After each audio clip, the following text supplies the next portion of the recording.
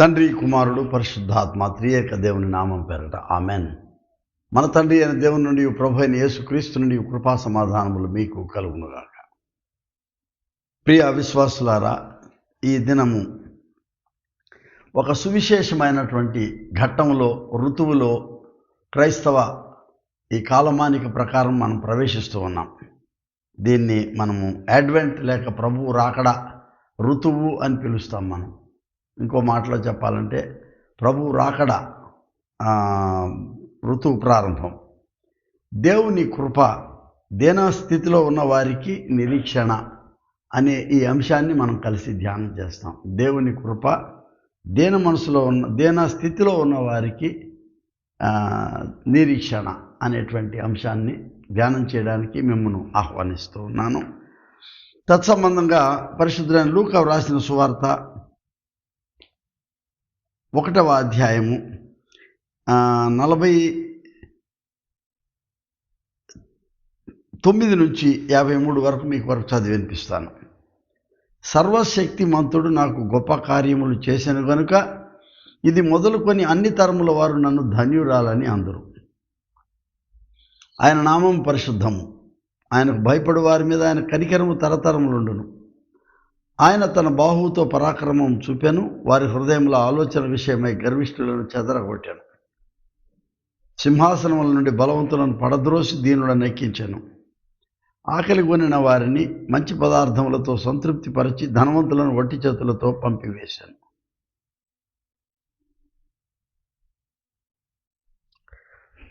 చిన్న ప్రార్థన చేసుకుంటాం. అతి పరిశుద్ధుడైన తండ్రి, సర్వాంతర్యామి, సకల చరాచరముల యొక్క ఉనికిని శాసించే మహాదేవుడవు, సర్వశక్తిమంతుడవు, జీవాధిపతివి మా యేసుక్రీస్తు ప్రభు తండ్రి. నాయన, ఈ గడిచిన సంవత్సర కాలమంతా కూడా మమ్మల్ని క్షేమంగా కాపాడి ఎన్నెన్నో ఈ లోకములో ఎదురయ్యేటువంటి భయంకరమైనటువంటి పరిస్థితులలో కూడా నేనున్నాను, భయపడకమని మా వెనునివిరి మమ్మల్ని ధైర్యపరిచిన దేవుడుగా మీరు మాతో ఉండినందుకు వందనాలు చెల్లిస్తున్నాం. దానికి సూచనగా ఈ లోకానికి మీ ప్రియ కుమారుడు మా ప్రభు అయిన యేసుక్రీస్తును నీ కుమారునిగా యేసు నామావతరణతో మానవాకృతిలో ఈ లోకానికి మీరు పంపిన విధానమును బట్టి నీకు స్తోత్రాలు చెల్లిస్తున్నాం. ఆ రాకడ సువిశేషాన్ని మేము మననం చేసుకుంటూ మరో సంవత్సరం నీ వాక్య ధ్యానం చేస్తుండగా మాతో మీరు ఉండండి, మా హృదయాలు సంధించండి. యేసునామం పేరట వేడుకొనుచున్నాం పరమ తండ్రి, ఆమెన్. ప్రభు అయిన యేసుక్రీస్తు దివ్యనామం పేరట మీ అందరికీ శుభములు, మా ఆశీస్సులు. ప్రభు అయిన యేసుక్రీస్తు రాకడ అనేది ఒక అద్భుతమైనటువంటి, ఒక మంగళకరమైనటువంటి ఘట్టంగా ఈ సృష్టిలో మనం తీసుకుంటున్నాం. ఇది ఏదో నిన్న నేడు జరిగినటువంటి విశేషం కాకుండా 2000 సంవత్సరాలు పూర్తయి మరో సహస్రంలోనికి మనం అడుగు పెడుతున్నటువంటి ఈ ఘట్టం ఒక చారిత్రకమైనటువంటి ఘట్టం. మానవ ఆకృతిలో దేవుని రాకడ అనేది ఒక చారిత్రక అవసరత. It's a historic necessity for the humanity, for the redemption. మనం ఎప్పుడు కూడా దీన్ని ఒక మ్యాజికల్ వర్డ్గా తీసుకొని ఇలా అన్నానని చెప్పి ఆయన రాగానే మొత్తం బుస్ అని చెప్పి అంతా మారిపోవడం కాదు. కానీ there is always a human effort. ఆ హ్యూమన్ ఎఫర్ట్ మనకు చేతరాదు కాబట్టి దేవుడే మానవ ప్రవేశం చేస్తూ ఈ మానవాళి జీవితాన్ని సరిదిద్దే క్రమంలో ఆయన చేసినటువంటి ఈ మహాఘన కార్యం కొరకు ఆయన రాకడ, అడ్వెంట్, ఇది ఒక లాటిన్ పదం. మరి క్రీస్తుకు పూర్వం నుండే తెలిసిన ప్రపంచాన్ని పాలన చేసిన రోమన్ భాషలో వర్చువల్గా వెంట్ అనే పదం లాటిన్ రూట్లో టు కమ్, రావడం అనేటటువంటిది, లేకపోతే ఓపెనింగ్, తెరచి ఉంచటం అనేది. యాడ్ అని అంటే టువర్డ్స్, దిశగా అని. మన దిశగా వస్తున్నటువంటి ఆ దేవుని శక్తి యాడ్వెంట్ అంటే ఆయన రాకడ లేక ఆయన ఆగమనాన్ని సూచించే పదం ఇది. సమ్టైమ్స్ వెంట్ అంటే మనకు బలమైనటువంటి మన యొక్క భావోద్రేకాలు బయటికి వెడలే బుచ్చేటటువంటి దాన్ని కూడా vent, to vent our feelings. ఇది ఇక్కడ to come towards or to arrive at.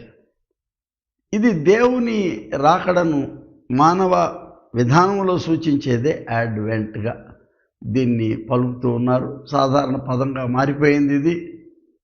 క్రీస్తు రాకడ లేక మానవ సరళిలో దేవుని రాకడ అనేటువంటి ఈ పదానికి మరి ప్రాచీన క్రైస్తవ సంస్కృతి కలిగిన దేశాలు 4 రకాల రంగుల క్యాండిల్స్ని వాడతారు. వాళ్ళ క్యాండిల్స్, మనకు దీపాలు. ఇక్కడ ఆ 4 దీపాలు 4 రంగులు ఉంటాయి. అక్కడ ఏంటంటే ఒక్కొక్క క్యాండిల్ ఒక్కొక్క అంశాన్ని గుర్తు చేస్తూ ఉంటుంది. అది మొదటిది ఏంటంటే నిరీక్షణ.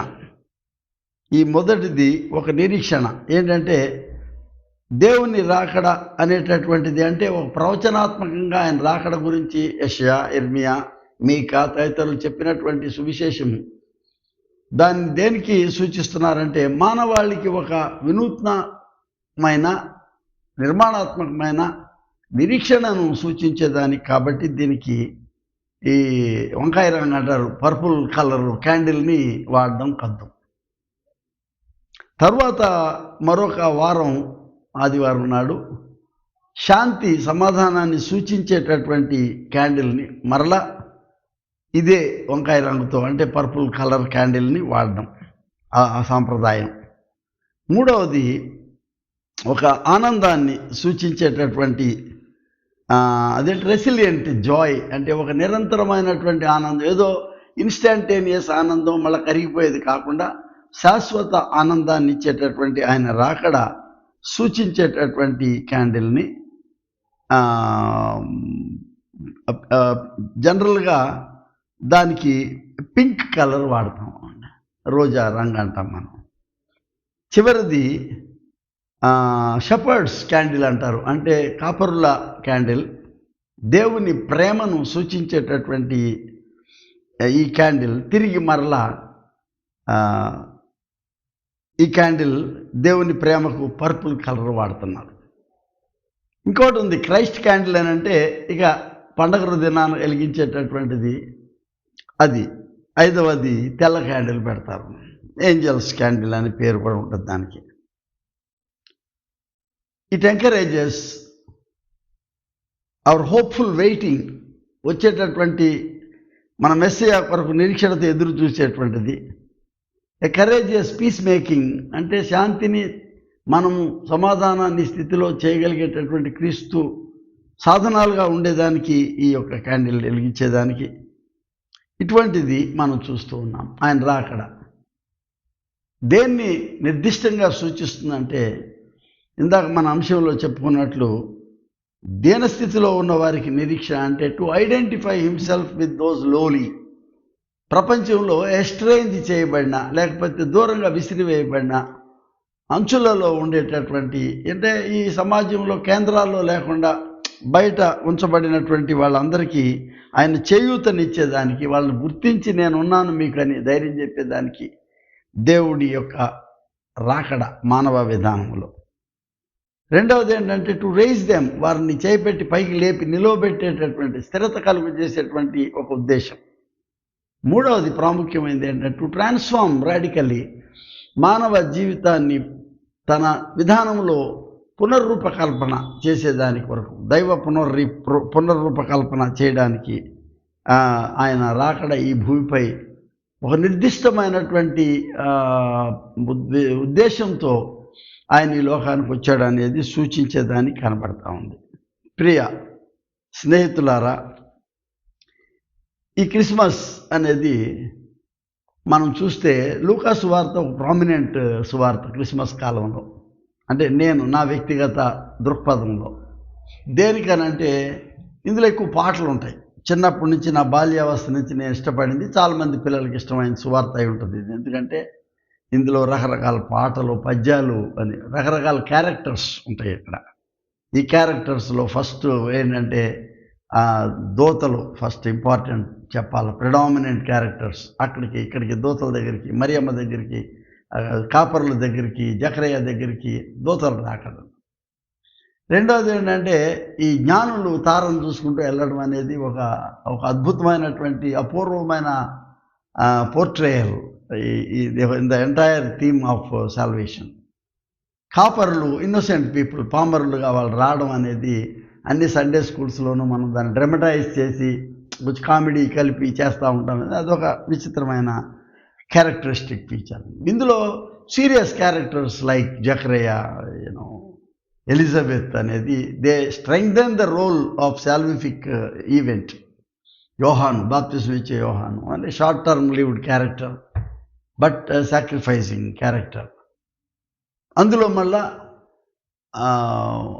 మరియమ్మ, జోసెఫ్ అనేది ఒక important role and very significant and crucial role ఏంటంటే కన్యా మరియ కుమారుని కనవాన్ని సూచించేటువంటి ప్రవచనాలు. ఓకే, మనం రానున్న దినాల్లో చూస్తాం. ఒక్కొక్కళ్ళు ఒక రకమైన విధానంలో వాళ్ళ యొక్క భావోద్రేకాలు వాళ్ళు they went out there feelings, అంటే అవి బయటికి బహిర్గతం చేయడంలో చూస్తున్నాం. ఒకటి మరి జకరయ్య గారి యొక్క ఆ పాట చూస్తూ ఉన్నాం మనం.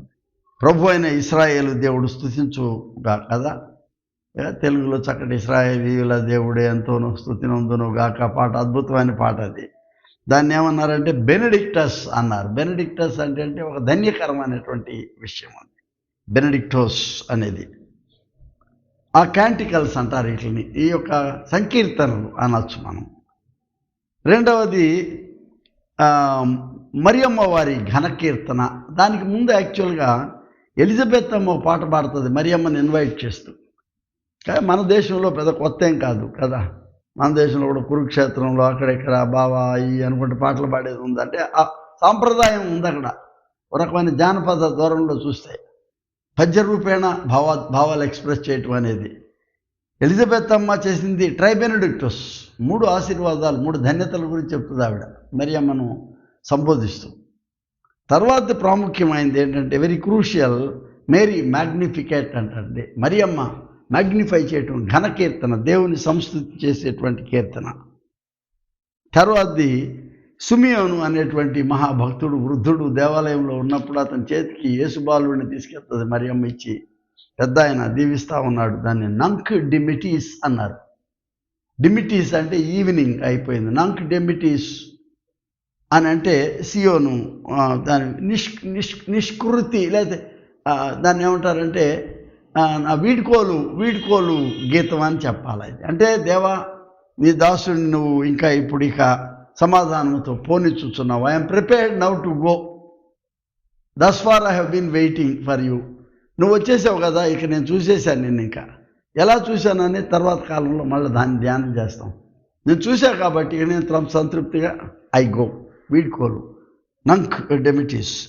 ఫైనల్గా దూతలు కాపర్ల దగ్గరికి వచ్చినప్పుడు, గొల్లల దగ్గరికి వచ్చినప్పుడు చెప్పేది గ్లోరియా ఇన్ ఎక్సెల్సిస్, అంటే సర్వోన్నతమైన స్థలములలో దేవునికి మహిమ అనేటువంటి సంకీర్తన. ప్రియ స్నేహితులారా, ఇట్లా డిఫరెంట్ క్యాంటికల్స్ని లూకాసు వార్తలో చూస్తాం కాబట్టి మనకు అది ఇష్టమని తోస్తుంది.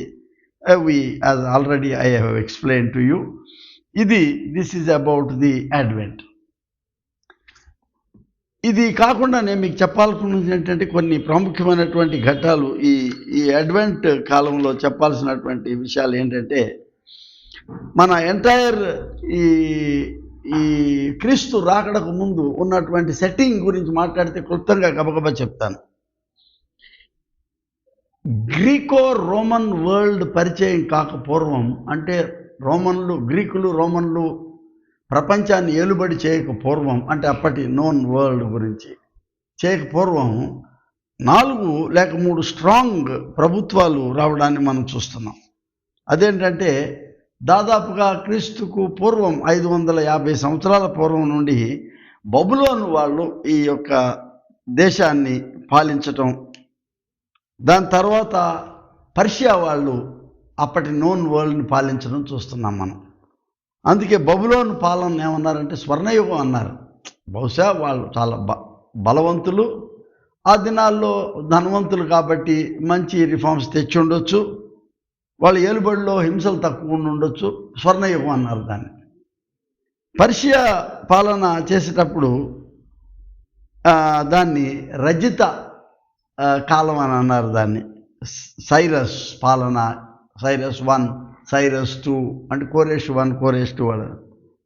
తర్వాత వచ్చింది అలెగ్జాండర్ చక్రవర్తి దండెత్తి వచ్చినప్పుడు 333 నుంచి 323 క్రీస్తుకు పూర్వం వరకు జరిగినటువంటి చాలా తక్కువ సమయం దాన్ని గ్రీకు వారు పాలన చేసిన దాన్ని కంచు యుగం అన్నారు దాన్ని. అది తర్వాత వచ్చింది ఏంటంటే ఈ ఇనుప కాలం ఏంటంటే రోమన్లు వచ్చారు.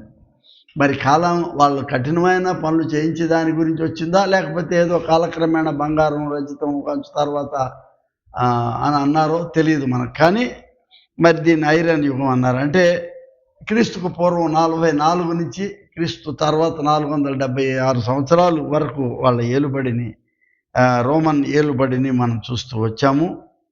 మరి ఇది మీకు క్లుప్తంగా చెప్పాలి. దీని గురించి చాలా ఇంకా డివైడ్ చెప్పొచ్చు కానీ but our time is limited to ధ్యానం కొరకు చేసుకోవాల్సింది కాబట్టి.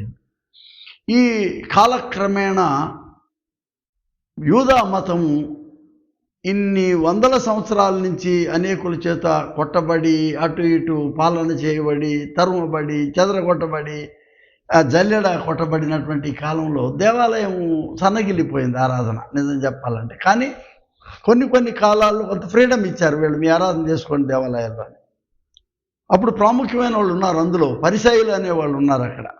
ఈ పరిసయ్యులు అంటే ఏంటంటే సెట్ అపార్ట్, ప్రత్యేక పని కొరకు నియోగించబడిన వాళ్ళు. వీళ్ళు ఎంతసేపు ఏంటంటే తనాక్ అంటే తోరా, తనాక్ అనేది పాత నిబంధన గ్రంథాలని పటిష్టంగా చదివి అందులో ఉన్నటువంటి ధర్మశాస్త్రాన్ని బోధించేవాళ్ళు. They are the doctors of law and protectors of the law of Moses. సద్దూకాయిలు వీళ్ళు కొంచెం పొలిటికల్ పవర్, రాజకీయ బలం కలిగినటువంటి వాళ్ళు. వీళ్ళు దావీదు రోజుల నుంచి ఉన్నటువంటి వాళ్ళు. ఈ పేర్లన్నీ అంటే ఆరోను సంతానం నుంచి వచ్చినటువంటి వాళ్ళు అనుకోవాలి సద్దూకాయిలు. జెలతీయులు అంటారు. జెలట్స్ అనేవాళ్ళు ఏంటంటే యూదా దాంట్లో వీళ్ళు చాలా తీవ్రమైనటువంటి అంటే ఏమైనా ఫండమెంటల్ జ్యూస్ అనమాట వీళ్ళు.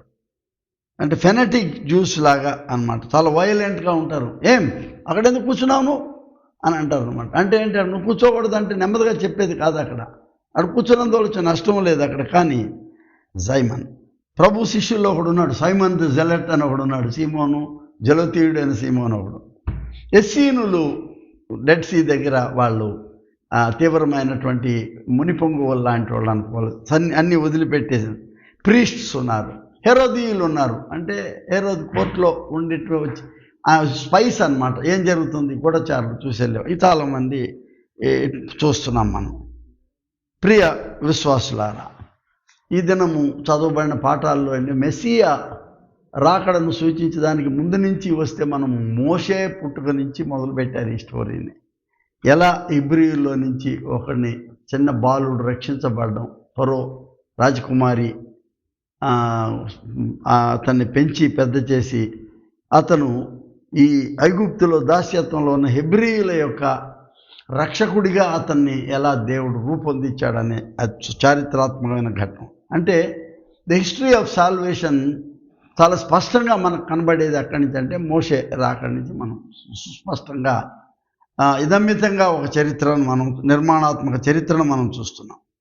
అయితే ఆ తర్వాత కాలంలో ఇశ్రాయేలీలు ఎస్టాబ్లిష్ అయిన తర్వాత ఇప్పుడు నేను చెప్పినట్లు 605 నుంచి 600 సంవత్సరాల కాలంలో అటు ఇటు కొట్టబడి వీళ్ళు బానిసత్వాల్లోకి వెళ్ళి వీళ్ళు ఇశ్రాయేలీల యొక్క తలంపులన్నీ కూడా 3 విషయాల మీద కేంద్రీకరించబడి. ఏంటంటే ఒకటి, ఇశ్రాయేలు విమోచన. ఎప్పటికైనా ఇంతేనా మనం ఈ యొక్క ఇనప కట్టడాల మధ్య ఉండటమేనా ఇశ్రాయేల్ విమోచన? 2, యెరూషలేము అనేది ఒక హోలీ టెంపుల్, హోలీ ప్లేస్. యెరూషలేము యొక్క పునరుజ్జీవం అనేది రెండవ ప్రాముఖ్యమైనది. 3వది మెస్సియా రాకడ, మెస్సియా రావాలి. యుద్ధం చేయాలి, తునుమాడాలి, వాళ్ళని జయించాలి, మన రాజ్య స్థాపన చేయాలి, యెరూషలేం ప్రొటెక్ట్ చేయాలి. మనకు శిథిలమైపోతున్నటువంటి గోడలు, శిథిలమైనటువంటి ఈ యొక్క దేవాలయాన్ని మరలా పునరుద్ధరణ చేయాలి దాన్ని అనేది ఇవి వాళ్ళు కోరేటటువంటి ఆశలు. కాన్స్టాంట్గా క్రమమైన విధానంలో మన యొక్క ఆరాధన ఈ టెంపుల్లో జరగాలి. Re-establish it's worship. మధ్య మధ్యలో వాళ్ళు పాపం జోసయ్య లాంటి వాళ్ళు రాజులు వచ్చి, ఇశ్రాయేల్ రాజులు చేసిపోయినటువంటి రిఫార్మ్స్ దేవాలయంలో ఆరాధన కేంద్రీకరించాలనేటువంటివి కనుమరుగైపోతున్నాయి అవన్నీ శాసనాలు. యూదా ధర్మము కనుమరుగైపోతుంది. ఎందుకంటే కాసేపు బబులోను వాళ్ళు, కాసేపు పర్షియా వాళ్ళు, కాసేపు గ్రీకులు, రోమన్లు వాళ్ళ శాసనాలు వస్తున్నాయి. ఒలాం హబా అనేటటువంటి మన ధర్మం ఎప్పుడు ఇది వస్తుంది అనేటటువంటిది యూదా యొక్క లా. దాని కొరకు మెస్సాయనిక్ ఏజ్ అన్నారు, అంటే మెస్సియా యుగం కావాలి మాకు. Friends, I stop here. Bar Kokhba అనేటటువంటి వాడు యూదా సాంప్రదాయం నుంచి వచ్చాడు. అంటే ఈ పేరు స్టార్ అన్నమాట, బార్ కొఖ్బా అనేటటువంటి వాడు. ఇతను కొంచెం ట్రై చేశాడు, కొంచెం బలవంతవాడు, బ్రిలియంట్ ఫెలో. అతను రాజ్య స్థాపన కొరకు ప్రయత్నం చేశాడు. ఇది వార్లార్డ్ లాగా పోరాడబోయాడు. మరి తన బలం అతనికి చాలలేదు. తర్వాత అతన్నే మెస్సియా అనుకున్నారు కొన్నిసార్లు అప్పుడు ఇశ్రాయేల్ బార్ కొఖ్బాని. But he was killed in the of course. 47 మతపరమైనటువంటి ధర్మశాస్త్ర ప్రవచనాలు మెస్సియా రాకడ కొరకు కనబడతాయి మనకి. అందులో మన అందరికీ తెలిసిన కొన్ని యెషయా 7వ అధ్యాయము, కన్యక మా కుమారుని కనును వగైరా, మీకా 5 ఇంత పెద్ద ఇశ్రాయేలీలో బెత్లెహేమా నీవేం చిన్నదానివేం కాదని చెప్పేదానికి. తర్వాత ఇమ్మానుయేలు సూచన గురించి యెషయా 7లో పుట్టుక గురించి. ఈ రకంగా యెషయా 40లో నీకు వెలుగు వస్తుంది, నీకు రక్షణ వస్తుంది. యెషయా 65-66 లెమ్ము నీకు వెలుగు వచ్చిందని చెప్పడం, ఇవన్నీ ప్రవచనాలని చూస్తున్నాం. ప్రియ స్నేహితులారా, ఐ కమ్ టు ది మనం మెయిన్ ధ్యానానికి వస్తున్నాం. ఐన్ కార్యం అనేది చాలా ప్రాముఖ్యమైన గ్రామం ఈ చరిత్రకి. ఈ క్రిస్మస్కి ముందు ఉన్నటువంటి ముగ్గుర్తుగా ఐన్ కార్యం అంటే ద్రాక్ష వనములోని నీటి ఊటలు అని అర్థం. చల్లటి గ్రామం. ఆ గ్రామం నుంచి చూస్తే మనం అక్కడ మరి పెద్ద యాజకుడైనటువంటి ఆయన జకరియా గారి ఊరది, ఎలిజబెత్ అమ్మ వాళ్ళ కుమారుడైన ఆయన. అక్కడే మనకి ముందు గుర్తుగా ఈ రక్షణకు ఆయన సూచించేదానికి, ఇదిగో దేవుని గొర్రె పిల్లను సూచించే యోహాను పుట్టుక గురించి చూస్తున్నాం. ఆయన రాకడ సూచించేదానికి మనకు ముందే హిక్ ప్రెకర్సర్ డోమిని నాటూస్ ఈస్ట్ అనేటువంటి పదం, అదిగో ప్రభువుకు ముందు నడిచిన వాని గ్రామమునకు ఆహ్వానము అని పిలుస్తున్నారు అన్నమాట.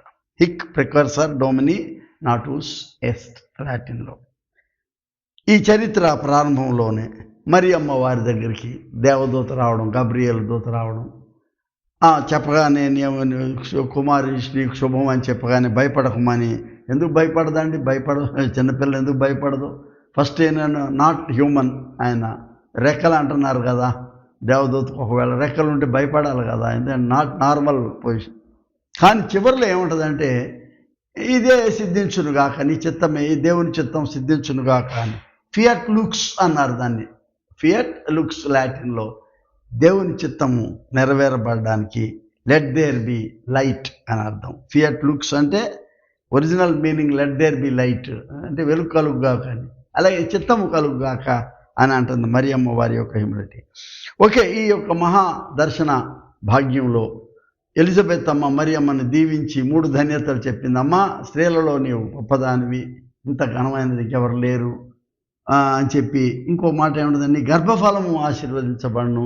3వది, ఇదంతా కూడా తెలియజేయించిన మాకు మేము నమ్మితే మేము ధన్యులు అని 3 రకాల ధన్యతలు. ట్రై మకారియోస్ అంటే ట్రై బెనెడిక్టోస్, 3 ధన్యతల గురించి చెప్పింది. అప్పుడు మరియమ్మ వారు ఎదురు చెప్పినటువంటి స్పందన ఇవాళ మన ధ్యానం. అందులో స్పందనలోనే 3 ప్రాముఖ్యమైన విషయాలు చూస్తున్నాం. ఒకటి ఏంటంటే చరిత్ర, 2 అణకువ వినయము, 3వది ఆతిథ్యము అనేది. అణకువ చరిత్ర, అణకువ, ఆతిథ్యం. హిస్టరీ, హ్యూమిలిటీ అండ్ హాస్పిటాలిటీ, 3 ప్రాముఖ్యమైనటువంటి. హిస్టరీ గురించి చెప్పాను మీకు నేను. 4 బలమైనటువంటి దేశాల, రాజ్యాల, డైనాసిటీస్ పాలన గురించి చెప్పాను. హ్యూమిలిటీకి వచ్చేటప్పటికి మనం వెళ్ళిన అసలు ఈ చరిత్రలో క్రిస్మస్కు ముందు a story of humility first has to be explained. అటు జకరియా దగ్గరికి వచ్చేటప్పటికి వాళ్ళ గురించి చాలా ఘనంగా వినబడింది. ఏంటంటే ఆ జకరియా గురించి దేవదూత చెప్తున్నది ఏంటంటే, జకరియా భయపడకుము, నీ ప్రార్థన వినబడినది అని చెప్తా ఉన్నాడు. ఆయన జకరియాకి దేవుడు ఇచ్చినటువంటి గొప్ప బిరుదు ఏంటంటే, ఆయన ప్రార్థన వినబడిందని దేవదూత చెప్పడం. నేను ఎంత ఉప్పొంగిపోతాను. నా 40 సంవత్సరాల పైబడినటువంటి మినిస్ట్రీలో దైవాశీర్వాదం, నీ ప్రార్థన వినబడిందని స్వరం వినాలని ఆశపడతాను నేను. కానీ అంతటి వెళ్ళం కాదు మనం. దేవదూతలు మనతో మాట్లాడే అంతటి ఎత్తులేము. జకరియా ఉన్నాడంటే ఆయన గొప్పతనం గురించి మనం గమనించాలి. దేవుని సముఖముందు నిలుచు గబ్రియేలు నీతో మాట్లాడుటకు, దేవుని సముఖముందు నిలిచేటువంటి గబ్రియేలు నీ ఎదురుగుండా వచ్చి నిలబడి మాట్లాడే అంతటి, అంటే నీవెంత హంబుల్ మ్యాన్ అయితే నీ దగ్గరకు వచ్చింది.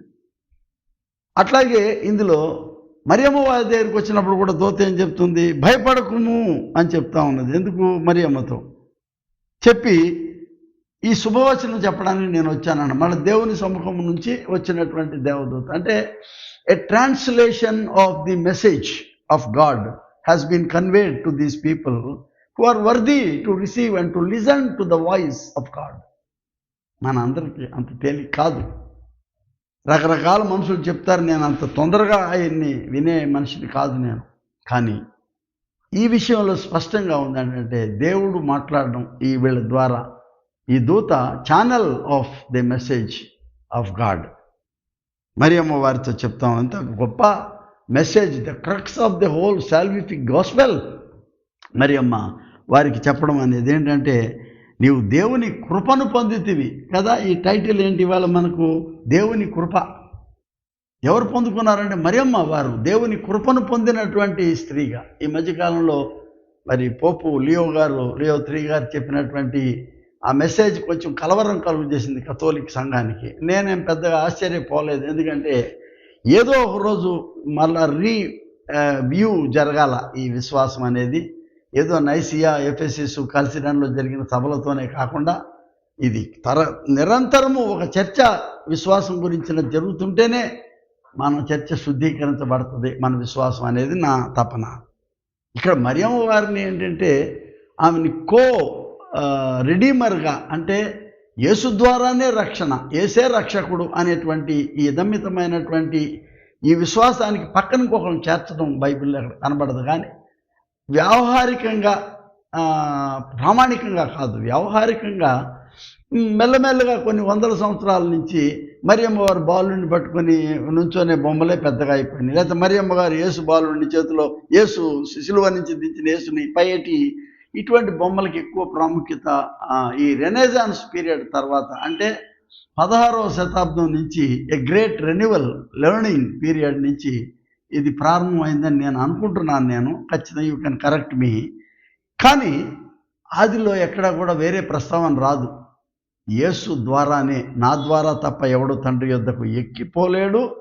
మీరు ఏం కావాలనుకున్నా నా ద్వారా నా తండ్రిని అడిగితే నా తండ్రి దానిని మీకు అనుగ్రహిస్తాడు.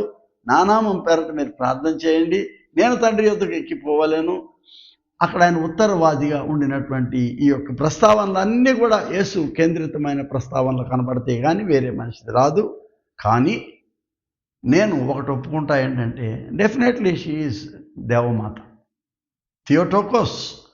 అంటే ఈ లోకానికి మనుష్య కుమారుడిగా దిగివచ్చిన దేవుడు యేసు రూపాన తల్లి కావాలి కాబట్టే వచ్చాడు ఈ లోకానికి. ఆయన మాయగా రాలేదు ఇక్కడికి, బొమ్మని ప్రత్యక్షం అవ్వలేదు.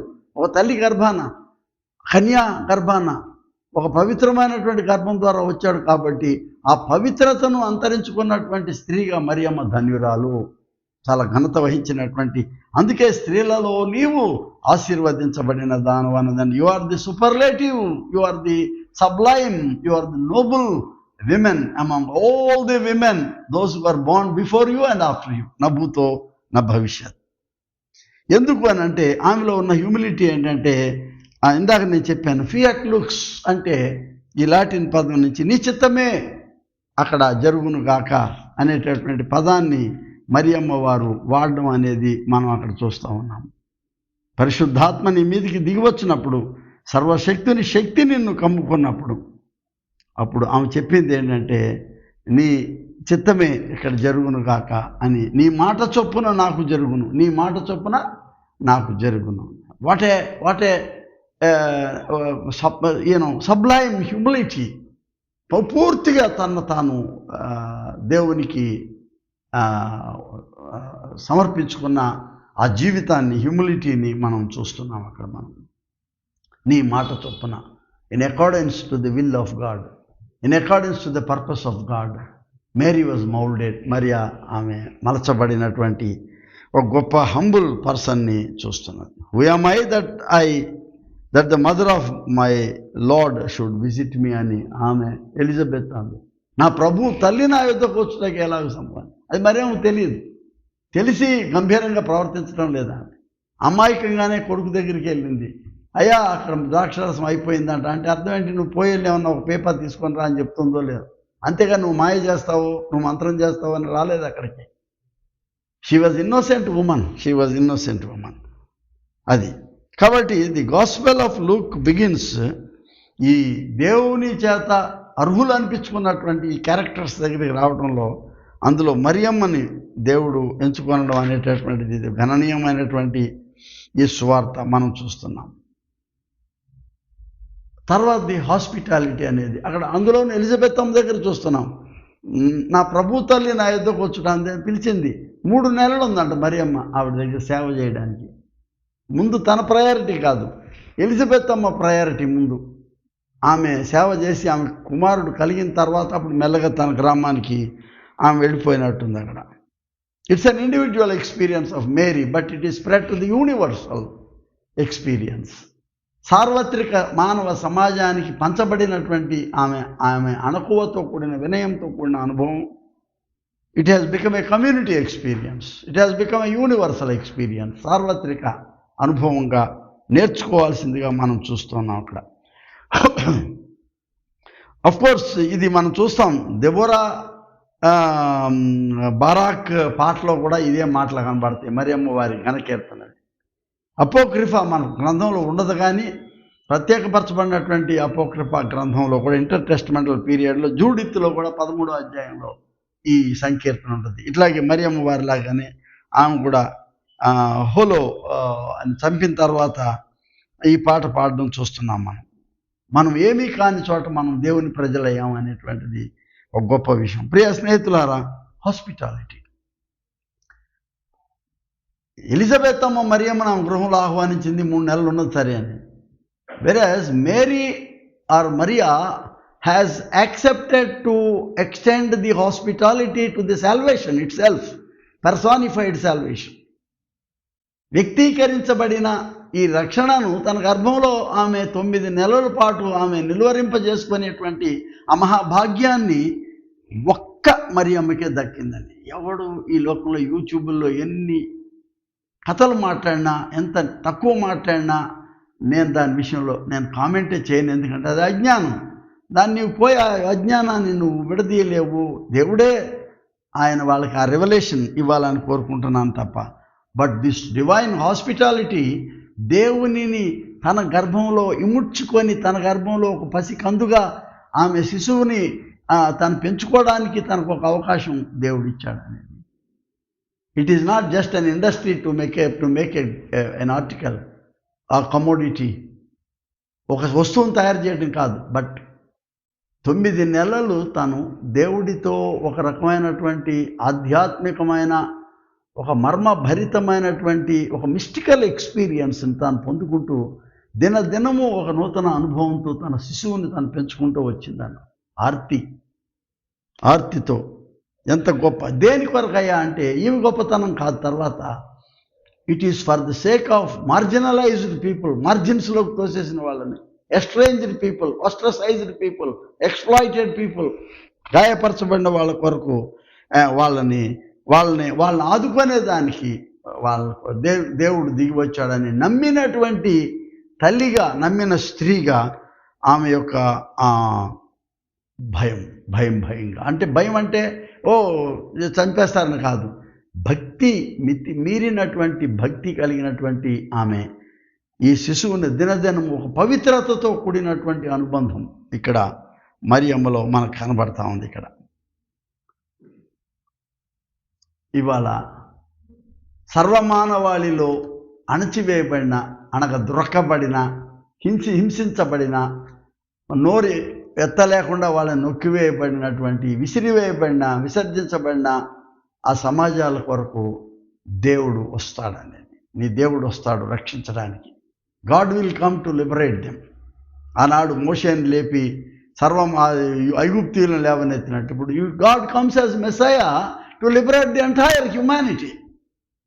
మన వాళ్ళంతటినీ కూడా ఆయన విడుదల కలుగు చేసే దానికి దేవుడు వస్తాడని, మెస్సియా వస్తాడని. నాట్ ఓన్లీ ఇజ్రాయేలీలు ఏదో ప్రార్థన చేశారు కాబట్టి, యూదులు ప్రార్థన చేస్తున్నారు కాబట్టి నేను వచ్చాను అనేదాన్ని కాదు. It is God's will. అందుకనే మరియమ్మ అంటుంది, నీ ఇష్టము చొప్పున జరుగును గాక అంటుంది. In accordance to your will, it is your will.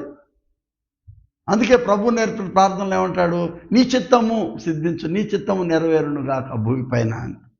It's your will because earth is created by you and there by నీ చిత్తము ఈ భూమిపైన కూడా నెరవేరాలని చెప్పే ఆ ప్రార్థన మరియమ్మ గర్భం నుంచి ప్రారంభమైపోయింది. దేవుడు రావడం అనేటటువంటిది ఇంత గొప్ప ఆలోచన.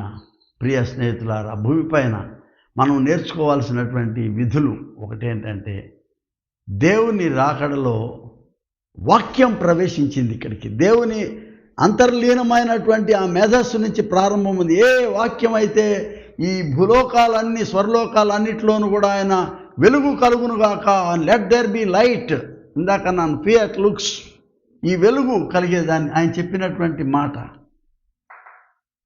అది సిద్ధించి సర్వలోకాన్ని చీకటిని తరిమి వెలుగునిచ్చినటువంటి ఆ వాక్ మహాశక్తిపూరితమైనటువంటి ప్రణవనాదము, the highest superlative light, the source of light, it comes from the very voice, ఆది శబ్ద, దేవుని యొక్క ఆది వాక్కు నుంచి వచ్చినటువంటి శక్తి అది. ఆ వాక్కును వినినటువంటి ఆమె ఆ వాక్కును మింగింది, ఆ వాక్కును స్వీకరించింది. ఆ వాక్కు తన గర్భంలో ఎదుగుతూ వచ్చింది. ఆది యందు వాక్యం ఉండెను, ఆ వాక్యము దేవుని యొద్ద ఉండెను, ఆ వాక్యము దేవుడై ఉండెను. ఆ వాక్కు తన గర్భంలో ఎదుగుతూ వచ్చింది. What a fantastic analogy.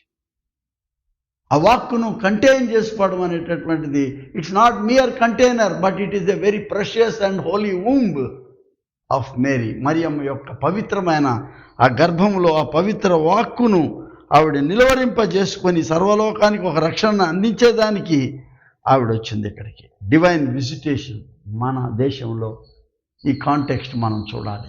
తోమా గారు వచ్చారు 52 AD అంటున్నాం మనం. ఎన్నో దారుణమైన విషయాలు మన దగ్గర జరిగిన. పాండమిక్ వచ్చింది చాలాసార్లు. మరి ఇండియాలోనే 135,000 మంది చచ్చిపోయారు అనేది, ప్రపంచంలో 1.3 మిలియన్ ప్రజలు చచ్చిపోయారు కాదు. But God comes to heal. ఆ వాక్కు వెలుగునివ్వడమే కాకుండాను మరి ఆ గర్భం ద్వారా వచ్చినటువంటి ఈ వాక్కు స్వస్థతనియడానికి, ఈ లోకానికి స్వస్థత కావాలి. It is not just crippled, కుంటివాడు గుడ్డివాడు వాళ్ళు బాగుపడమే కాకుండాను ఇంకా ఎక్కువ స్వస్థత ఏదో ఉందో మనకేంటంటే అరాచకము, లేకపోతే ఈ పెత్తందారీతనము, అణచివేతతనము, హింసను ప్రజ్వలింపజేసేది, రక్తం చిందించేది, ప్రజలను వేరువేరుగా చూసి తొక్కి వాళ్ళని హింసించేటటువంటి ఈ తనం మధ్యలో దేవుడు రావాలి. And God comes. When God comes he brings peace. ఆయన శాంతి అనేది ఒకరోజు కొరకు వచ్చే రాజీతనం కాదు అది, బట్ శాశ్వతమైనటువంటి సమాధానం తీసుకొని ఆయన ఈ లోకానికి వస్తున్నాడు. ప్రియ స్నేహితులారా, ఈ సాల్విఫిక్ ఎక్స్పీరియన్స్లో చరిత్ర ఇది మాయతో కూడింది కాదు. When he comes there is history. యేసు పుట్టుకకు పూర్వమే కొన్ని రాజ్యాలు భూమిపై ఏలుబడి చేసినప్పుడు దేవుడు భూమిపై ఈ చరిత్రలో ప్రవేశించి ఆయన చారిత్రకమైన వ్యక్తిగాను, యుగ పురుషుడుగాను తన చరిత్రలో ప్రవేశించిన దేవుడుగా ఆయన ఉండడాన్ని చూస్తాం. చాలామంది దాన్ని వేరు చేయడం ఇష్టపడలేదు. క్రీస్తు ముందు కాలము, క్రీస్తు తర్వాత కాలము. Why Christ alone? ఇప్పుడు అంటున్నారు, సుమారు ఆ కాలం అంటున్నారు. ఇప్పుడు సి పెడుతున్నారు ముందు, కామన్ ఎరా అని పెట్టుకుంటున్నారు, సామాన్య కాలము అని. అలా అంటున్నా కూడా స్పెసిఫిక్గా అక్కడి నుంచి ఎందుకు పెడుతున్నారు సామాన్య యుగాన్ని? మీరు వేరే కాలం ఎందుకు పెట్టుకోవట్లేదు? మళ్ళీ క్రీస్తు పుట్టుక నుంచే పెడుతున్నారు కదా సామాన్య యుగం అని. You are just changing the nomenclature. పేరే మారుస్తున్నారు సామాన్య యుగం అని. క్రీస్తు పుట్టుక నుంచే ఎందుకు మారుస్తున్నారు దాన్ని? చేంజ్ చేయలేవు నువ్వు. అచంచలమైనటువంటి unchangeable mark of God's entry into this humanity. ఈ చరిత్రలో ప్రవేశించినటువంటి ఒక నిర్దిష్టమైనటువంటి కాలం ఇది. నువ్వు ఏ పేరు పెట్టినా అది క్రీస్తుకు పూర్వమే, క్రీస్తుకు తర్వాత. నువ్వు సామాన్య యుగం అని పెట్టుకో, కాదంటలేదు.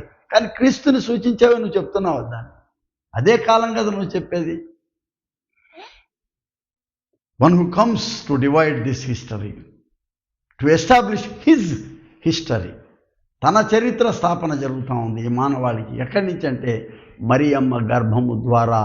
మరియమ్మ గర్భం చీల్చుకొని క్రీస్తుకు ముందు, క్రీస్తుకు తర్వాతకు ఒక గొప్ప పవిత్ర నాంది ఆమె గర్భం నుంచి ప్రారంభం అవడం. పుణ్య గర్భం. ఆమె ఒక పుణ్య స్త్రీ, ఒక పవిత్రమైనటువంటి స్త్రీగా ఈ సమాజంలో. అందుకనే స్త్రీలలో నీవు ఆశీర్వదించబడిన దానవు, నీకంటే గొప్ప స్త్రీ ఇప్పుడు లేదు, రాదు అని చెప్పేస్తున్నావు. యూనిక్ ఉమెన్, మకుటాయమానమైనటువంటి స్త్రీ నీవు అని చెప్పడంలో అందులో తిరుగులేదు. కాకపోతే పోపు గారు ఇప్పుడు చెప్పినట్లు చాలా స్పష్టమైనటువంటి మనకు రిమైండర్ ఏంటంటే క్రీస్తే రక్షకుడు, ఆయన తల్లి మరియమ్మ ఇంత గొప్ప రక్షణ మనకు అందించినటువంటి సాధన, పవిత్రమైన సాధన. చరిత్ర, ఆమె యొక్క హ్యూమిలిటీ. మూడవది ఈ హాస్పిటాలిటీ, మహాపవిత్రమైనటువంటి ఈ ఆతిథ్యం. దేవుణ్ణి అంగీకరించి నీ చిత్తమే జరుగునుగాక అని చెప్పడంలో చాలా గొప్ప విషయాన్ని మనం చూస్తున్నాం. ఈ two great women, two holy women meeting here, Elizabeth Mariyamma వారి యొక్క కలయికలో అటు ఆమె ఆతిథ్యం ఇచ్చింది ఎలిజబెత్ గారు మరియమ్మని, మరియమ్మ ద్వారా ఆమె గర్భంలో ఉన్న యేసుకు ఆహ్వానం ఇచ్చింది. It's a sign, a symbol of welcoming God's peace into this world. Mariyamma వారు సాక్షాత్తు దేవుని శాంతిని, దేవుని వెలుగును, దేవుని స్వరాన్ని ఆమె ఈ లోకానికి అందించేదానికి తాను సర్వసిద్ధమైపోయింది. తను బలైపోవడానికి, తన పేరు బలైపోవడానికి, తన జీవితం బలైపోవడానికి మరియమ్మ వారు అంపేనో. మరియా హిబ్రూ అక్షరాలకి అచ్చులుండవు కాబట్టి మ అర్ర అంతే. మ అర్ర అంటే చేదు, గొప్ప పేరేం కాదు ఇది. మనం పిచ్చమ్మ, బుచ్చమ్మ అని పెట్టుకుంటాం మనం కదా, బుల్లయ్య, ఎర్రయ్య అని పెట్టుకుంటారు మనం. అయినా ఎందుకు పెట్టుకుంటారు అంటే పిల్లలు చచ్చిపోతున్నారండి, అందుకని ఈ పేరు పెట్టమన్నాడండి, పలానా అని, పెంటయ్య అని పెట్టమన్నారని. ఆ పేరులోనే తరించిపోతున్నారు వాళ్ళు. యూనివర్సిటీలకు రిజిస్ట్రార్లు అవుతున్నారు, గొప్ప గొప్ప ఛాన్సలర్లు అవుతున్నారు, పెద్ద పెద్ద ఆఫీసర్స్ అవుతున్నారు ఆ పేర్లతోనే. మరియమ్మ కూడా అంతే. వాళ్ళ అమ్మ ముచ్చటగా పెట్టుకుంది, ఆమె ఏమని చేదమ్మా అని పెట్టుకుంది. ఆ చేదు నుంచి, ఆ గర్భం నుంచి వచ్చినటువంటి బాలుడి పేరు ఏంటంటే యేసు. యేసు అనగా రక్షకుడు. చేదు గర్భంలో పుట్టినటువంటి రక్షణ ఇది. మరియమ్మ గర్భంలో పుట్టిన యేసు. హల్లెలూయా. ఇంత గొప్ప మర్మాన్ని మనం ఇక్కడ చూస్తున్నాం. ప్రియ స్నేహితులారా, the visitation not only of Angel వచ్చి వీరికి శుభవార్తను చెప్పడం వేరు, మరియమ్మ వారికి ఎలిజబెత్ అమ్మ చెప్పిన శుభవచనం వేరు. మరియమ్మ వారే ఈ సర్వలోకానికి గొప్ప శుభవచనం. She herself became the gospel in this world, gospel of Jesus Christ. దేవుడు తన యొక్క సువార్త ప్రకటన కొరకు వాడుకున్నటువంటి ఒక పవిత్రమైనటువంటి ఆమె ఛానల్, సాధనంగా మారింది. ఆమె దేవునికి మహిమకరమైనటువంటి విధానంలో ఆమె యొక్క జీవితం ఉండేదానికి మనము ప్రస్తుతిస్తూ ఈ రోజున గొప్ప జ్ఞాపకం ఏంటంటే ఈ అడ్వెంట్ రాకడ, దేవుని రాకడకు ఈ మహా స్త్రీ యొక్క జీవితం పణమిచ్చిందంటారు. ఆమె ప్రణమిల్లింది, ఆమె పణం ఇచ్చింది అంటే అర్థం ఏంటంటే she gave a gift to the world. Though it is not her initiative, but without her initiative there was no Jesus coming into this world కదా. పణం ఇచ్చిందని అందుకు అంటున్నానండి. భలేంది అక్కడికి ఆమె తల్లిగా తను సమర్పించుకుంది. ప్రియ స్నేహితులారా, advent is not just coming of Jesus, added to that, దానికి ఇంకా కలిపితే ఏమంటే దేవుని రాకడకు తన వంతు పాత్రను ఈ రక్షణ ఈ రంగానికి ఇచ్చినటువంటి మహాస్త్రీగా, పవిత్ర స్త్రీగా, పవిత్ర కన్యగా మరియమ్మ మిగిలిపోయింది చరిత్రలో. నిరంతరం ఆమె పేరు లేకుండా ఉండదు. ఇక్కడ రక్షణ సువార్తకు మరియమ్మ లేకుండా లేదనేది ఒక శాశ్వత చిహ్నంగా ఉండిపోయింది. దేవుడు ఆమె జీవితాన్ని ఆశీర్వదించిన విధానం చూస్తే ఈ చరిత్ర తెలుసుకున్నప్పుడు మనం అంత ధన్యులు మనం కావాలని కోరుకుంటూ let us welcome once again coming of our Lord. జ్ఞాపకం చేసుకుందాం. ప్రతి సంవత్సరం చేసుకున్నట్టు ఈ సంవత్సరం చేసుకుంటున్నాం. ఉత్తుత లైట్లు వెలిగించుకొని పండగ బట్టలు ఇవన్నీ ఉండాలి, ఎక్స్ప్రెషన్స్ ఉండాల్సిందే, సైన్స్ ఆఫ్ అవర్ జాయ్. కానీ ఇంకా ఏదో ఉండాలి. ఏంటంటే ఆయన ఈ లోకానికి to transform the world, to identify, ఆ అణగద్రొక్కబడిన వాళ్ళతో తాను గుర్తించుకోవడానికి వచ్చాడు అని చెప్పాను నేను. రెండో ప్రాముఖ్యమైనది ఏంటంటే మన యొక్క ఈ టు ట్రాన్స్ఫార్మ్, వాళ్ళని లేవనెత్తి నిలవబెట్టి దానికి ఒకటి, మనల్ని పునర్రూపకల్పన చేసేదానికి, మన విలువలు మార్చేదానికి చాలా ఉన్నాయి బైబిల్లో. ఆ స్టోరీస్ తర్వాత చూస్తాము, అనుభవాలు. మన విలువ మార్చడానికి కొరకు రమ్ము ప్రభువా రమ్ము. పౌలు వాడతాడు, మరనాథ, కమ్ లార్డ్ జీసస్, రమ్ము ప్రభువా, మా కుటుంబాన్ని మార్చు, మమ్మల్ని మార్చు, మా జీవితాలను మార్చు. Let us play the same humility like that of Mary. ఫియట్ లూక్స్, నీ చిత్తమే జరుగును గాక అనే humility. Let Jesus come into our family. ఆయన మన సంఘాల్లోకి, మన సమాజంలోనికి ఆయన రావాలి. ఎందుకంటే ఒక పునర్రూపకల్పన జరగాలి ఇక్కడ.